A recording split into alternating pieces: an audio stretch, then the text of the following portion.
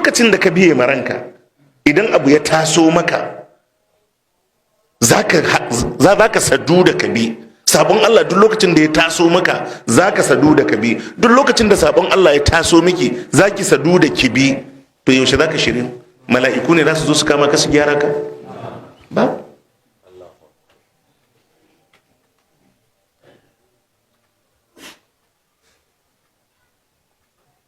Dole za ka fi ƙarfin zuciyarka bisa neman taimakon Allah.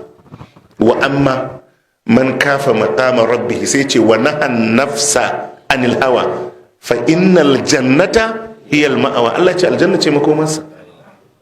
Ya ji tsoron Allah, ya hana ransa abinda take so. Allah ya ce aljanna ce makomarsa. Kenan kaga duk wanda yake jin tsoron Allah ya biye maransa, kaga wuta ce makomarsa.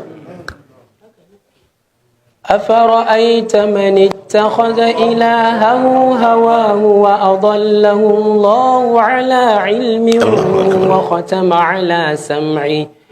وختم على سمعه وقلبه وجعل على بصره غشاوة فمن يهديه من بعد الله أفلا تذكرون أفرأيت من اتخذ إلهه هواه.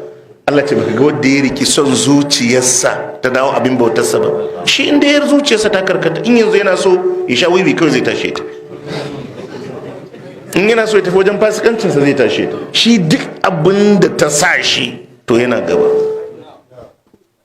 Allah ya ce to son zuciyarsa ta zama abin bautarsa, ta zama abin bautarsa. Shi kuma Allah ana bin sa ne kana so baka so, kana so baka so. Yana daga cikin abin da ke kai mutum kusa zuwa ga tsoron Allah shine tuna haduwa da Allah. Mutumin da yake yawan tuna mutuwa, yake yawan tuna kwanciyar kabari, yake yawan tuna haduwa da Allah, to yakan yi kusa da tsoron Allah. Karka yadda ka dinga wofanta